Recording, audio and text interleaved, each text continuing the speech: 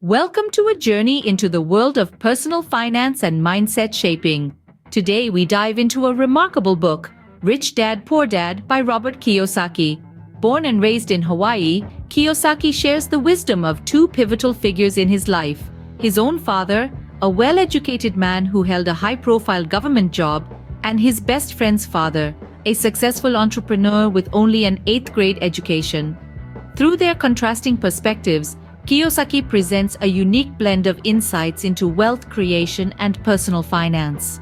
Rich Dad Poor Dad stands as a milestone in financial literature, with its influence felt by millions across the globe. It's a book that challenges conventional wisdom about money, shatters myths that often hold people back from financial success, and offers a clear path to financial freedom. So, who are the rich dad and the poor dad? Let's discover their mindsets together. Imagine two dads. One believes in the traditional education system and a steady job. The other, a believer in financial education and entrepreneurship. In Robert Kiyosaki's groundbreaking book, Rich Dad Poor Dad, he dives deep into the contrasting mindsets of his two dads. His biological father, the poor dad, and his friend's father, the rich dad. Each dad's beliefs and attitudes towards money, work, and life significantly shaped Kiyosaki's understanding of wealth, success, and financial freedom.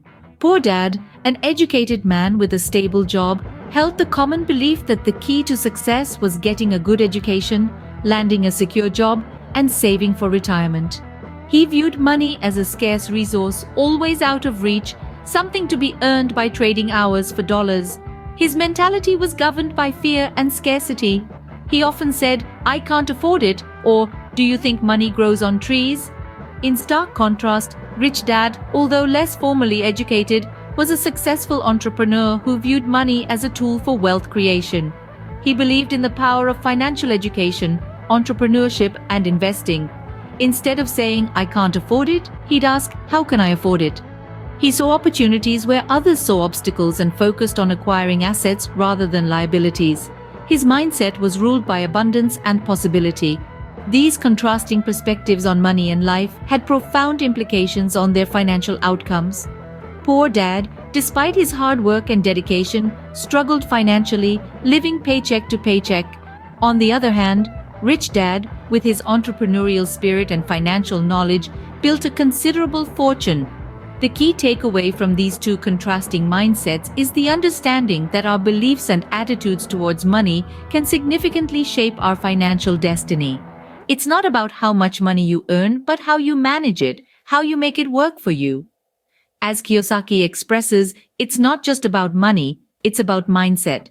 In a world where money talks, understanding its language becomes vital. That's what financial literacy is all about. So let's dive into the essence of financial literacy. It's the ability to understand and use various financial skills, including personal financial management, budgeting, and investing.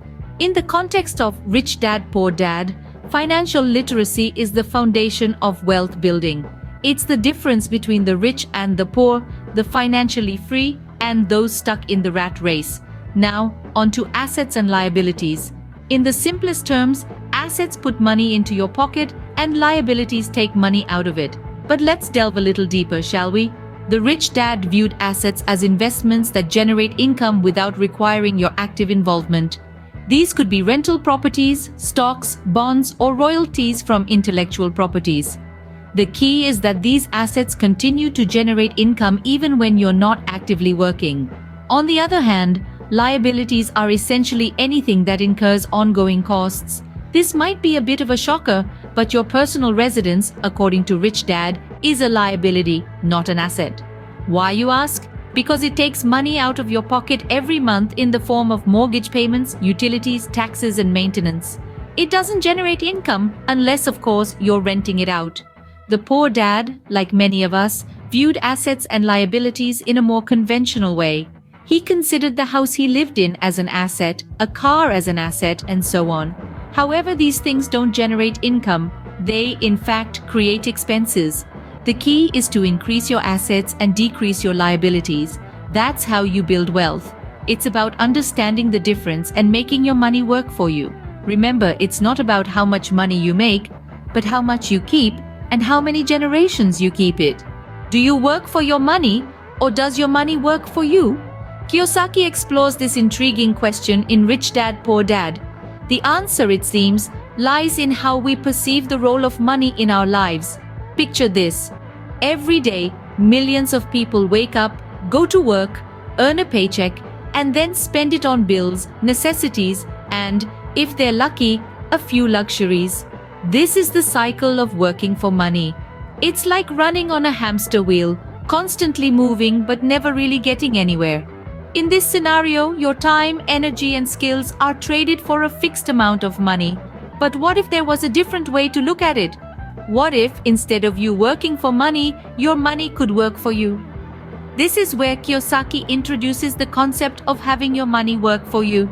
It's about shifting your mindset and seeing money not just as a means to buy things, but as a tool for creating more wealth. So, how do you make the switch?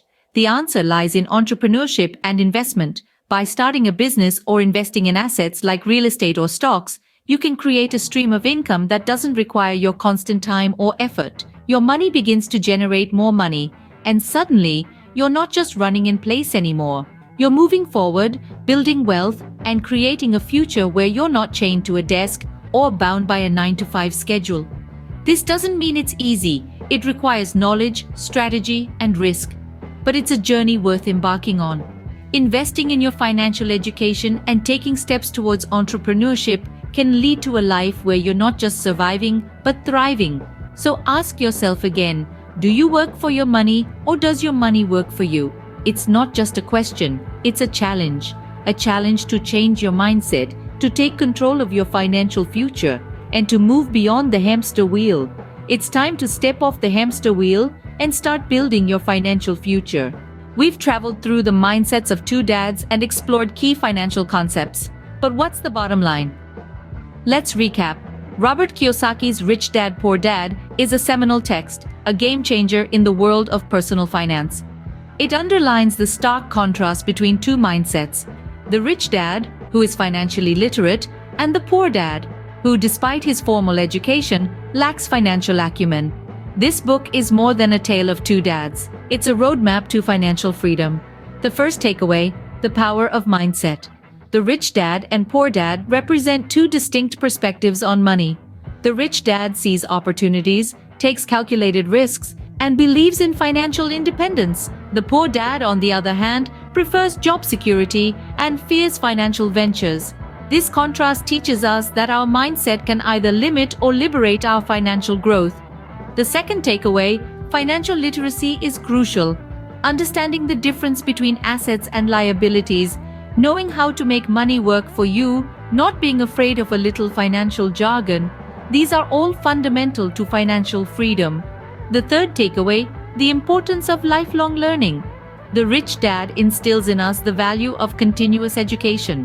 Whether it's learning about investment strategies, understanding tax laws, or staying updated with market trends, education is a continuous journey, not a destination. The fourth takeaway: the significance of entrepreneurship and investment.